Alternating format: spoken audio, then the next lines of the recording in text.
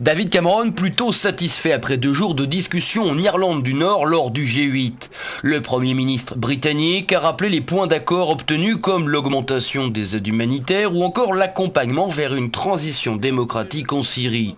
Le Premier ministre britannique, au cours d'une conférence de presse, a expliqué: ce n'est pas un secret, il y avait des différences entre nous, mais nous partageons une vision commune sur le fait de mettre un terme à ce conflit en aidant les Syriens à accomplir le changement qu'ils désirent. David Cameron a ensuite précisé que tout devait être fait pour préserver les institutions syriennes, pour empêcher toute forme de vacance du pouvoir. À tous ceux qui ont été loyaux envers Assad mais qui pensent qu'il doit partir pour instaurer une stabilité dans leur pays, je leur dis, n'ayez crainte. De son côté, Vladimir Poutine s'est joint aux autres puissances, mais il est resté prudent, rappelant que seuls les Syriens devaient décider de leur destin. Un soutien à peine voilé au régime en place.